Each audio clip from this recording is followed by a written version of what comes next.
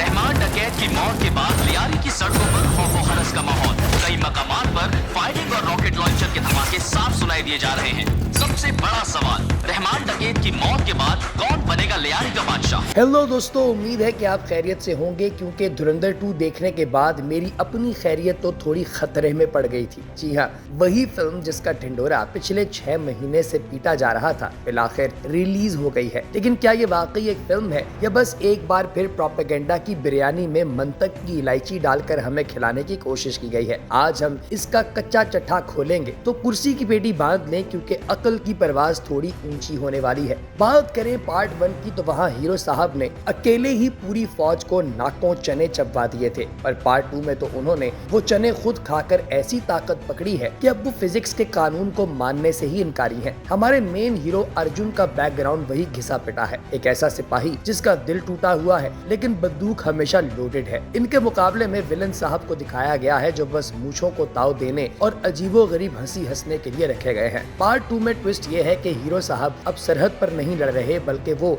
Digital war भी कर रहे हैं। लेकिन अफसोस कि उनकी अपनी लॉजिक अभी भी 2G के जमाने में अटकी हुई है। अब आते हैं असल मुद्दे पर। भाई, हम पाकिस्तानियों को इस फिल्म में ऐसा दिखाया गया है जैसे हमारे पास नाश्ते में पराठे की जगह साजिश और चाय की जगह खुफिया मिशन पिए जाते हैं। फिल्म में दिखाया गया है कि हकीकत और सच्चाई से हम लोग कितना दूर भाग रहे हैं जितना डाइट करने वाले का पाए की दुकान से फासला होता है। वो एक डायलॉग है ना कि हम उनके घर में घुसकर मारेंगे। भाई, पहले तो जरा फिल्म के स्टूडियो से बाहर निकलकर फिजिक्स के घर में तो घुस जाओ। हकीकत यह है कि फिल्म में सिर्फ जज्बात से खेलने की कोशिश की गई है, लेकिन जब स्क्रिप्ट में जान ना हो तो जज्बात भी एक्सपायर दवाई की तरह काम नहीं करते। देखिए, इंसाफ की बात करनी चाहिए जो इस फिल्म के डायरेक्टर ने नहीं की। फिल्म की सिनेमाटोग्राफी अच्छी है, कैमरा वर्क जबरदस्त है, लेकिन कहानी ऐसे लगता है कि किसी ने व्हाट्सएप फॉरवर्ड्स को जोड़कर स्क्रिप्ट बना दिया है। यानी कि कहानियां जो व्हाट्सएप पर एक दूसरे को भेजी जाती हैं वो सब इकट्ठी कर दी और उनसे एक स्टोरी बना दी। अच्छी बात, एक्शन सीन्स पर पैसा पानी की तरह बहाया गया है। बुरी बात, काश थोड़ा सा पैसा अक्लमंद राइटर पर भी खर्च किया जाता। फिल्म के ट्विस्ट इतने ही प्रेडिक्टेबल हैं जितना कि ये पता होना कि मैच हारने के बाद हम कहेंगे कि लड़कों ने कोशिश तो की है ना। अब जरा दिल थाम कर बैठे क्योंकि अब मैं आपको वो कारनामे बताने वाला हूँ जो सिर्फ इस फिल्म के मेकर ही कर सकते थे। सबसे पहले है जी जादुई बंदूक। हीरो साहब के पास एक ऐसी पिस्तौल है जिसकी मैगजीन कभी खत्म ही नहीं होती। शायद उन्होंने बंदूक को अनलिमिटेड डेटा प्लान पर लगाया हुआ है, बिल्कुल बाबर आजम की तरह।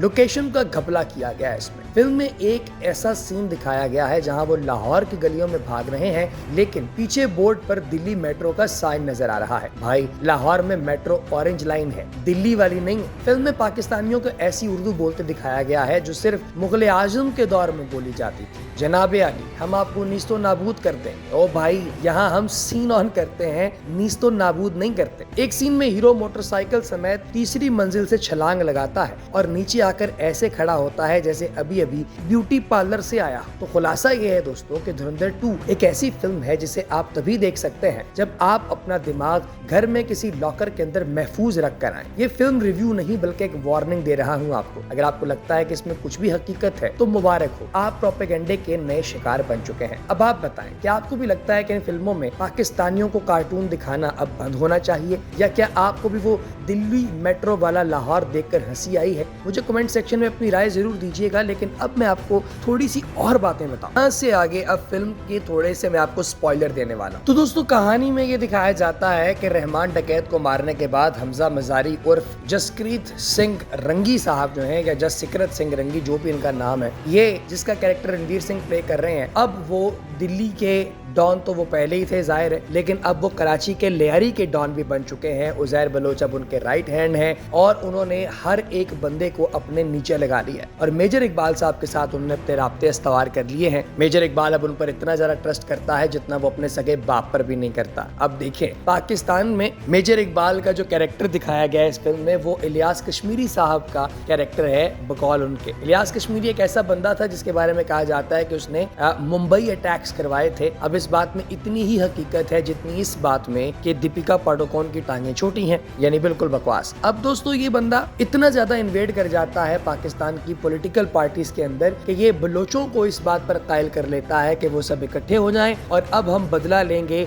यहाँ पर मौजूद महाजरों से जिन्होंने बलोचों को कत्ल किया है माजी के अंदर। इसी तरीके से संजय दत्त के कैरेक्टर को ये बंदा एक आल्टो के अंदर बैठे हुए बंदे को डाले के अंदर टक्कर मरवा देता है। ये भी अपनी जात में एक बहुत बड़ा कारनामा है जो अगर मैं ये इंडियन फिल्म ना देखता तो शायद कभी भी मुझे पता ना चल पाता। इसी तरीके से जमील जमाली नाम का एक पॉलिटिशियन जो इस फिल्म के अंदर इंट्रोड्यूस करवाया गया है, जो कि प्राइमरीली कुछ लोगों का मानना है कि नबील गबोल साहब जो लियारी के इलाके से आप पाकिस्तान पीपल्स पार्टी के टिकट पर इलेक्शन लड़ते और जीतते रहे हैं, उनका कैरेक्टर है। उनको दिखाया गया कि वो भी इंडियन एजेंट ही थे और उन्होंने ही, ये भी वो बड़े आदमी हैं जिन्होंने बड़े साहब जिनका कैरेक्टर बेसिकली दाऊद इब्राहिम का कैरेक्टर है, उसको इन्होंने मरकरी पिलाकर इंटॉक्सिकेट किया जिसकी वजह से उनकी बॉडी हिल नहीं पा रही। और ये जो बड़े साहब इनको रिवील किया गया फिल्म के अंदर दाऊद इब्राहिम के तौर पर, जो कि दाऊद इब्राहिम साहब हैं, लेटे हुए हैं ये और बता रहे हैं कि जी मोदी ने इन्हें डरा दिया, जबकि मोदी की और पूरे इंडिया की मंजी ठोकने वाला यही बंदा है जिससे आज भी ये लोग डरते हैं, उसके नाम से घबराते हैं। पिछले दिनों एक फिल्म आई थी द एक्शन हीरो, जिसके अंदर उन्होंने पहले इसको मारा, उससे पहले डी डे नामी फिल्म के अंदर इन्हें मारा। यानी हर तीसरी फिल्म में दाऊद इब्राहिम को मार रहे हैं लेकिन फिर अगली फिल्म में वो जिंदा होके आ जाता है। यानी कि इनका इतना बड़ा एक फियर है इंडियंस का दाऊद इब्राहिम के, हर फिल्म के अंदर उसे जिंदा करके वापस ले आते हैं ताकि उसे दोबारा मारा जाए। इस बेचारे को इतनी सारी जुबानों में इतनी बार मारा जा चुका है कि अब तो जाहिर है कि इजराइल को भी समझ नहीं आती कि यार भाई इसको वाकई दोबारा मारना है, ये मर चुका है, दोबारा पैदा करके फिर मारना है। I don't know man, too complex. इसी तरह फिर दिखाया जाता है कि पता चल जाता है जी मेजर इकबाल साहब को कि यही इंडियन स्पाई है और जब इसे वो मारने लगता है तो उसे याद आता है कि नहीं भाई मैं तो एक ब्रूटल कसाई हूँ, मैं तो इस तरह से मारूंगा ताकि आने वाली 7 नस्लों को पता चले। तो इसलिए भाईजान वो फिर जब इसके ऊपर तशद्दुद करने लगता है तो जमील जमाली साहब उसको बचा लेते हैं और फिर रणवीर सिंह साहब उसको भी उसी तरह से मारते हैं जिस तरह वो लोगों को मारता था। अच्छा, अब इसके बाद ये वापस अपने घर चला गया पंजाब, ये देखने के लिए कि भाई मेरी बीवी और मेरी बहन कैसा काम कर रहे हैं। असल में इसकी कहानी जो बैकग्राउंड स्टोरी है रणवीर सिंह की, जससिकरत सिंह की, वो ये दिखाती है कि भाई इनके इलाके के अंदर एक जमीन के टुकड़े पे लड़ाई हो गई, इसके अब्बे को लोगों ने मार दिया, फिर इसने रिवेंज लिया, बदला लिया, लोगों को कत्ल किया जो कि इसके अब्बे के कत्ल में मुलव्वस थे। और फिर उसके बाद जब इसे जेल हो गई तो उस पॉइंट पे आके अजय सेनियाल यानी आर माधव ने इन्हें इंडक्ट किया इंडियन आर्मी के अंदर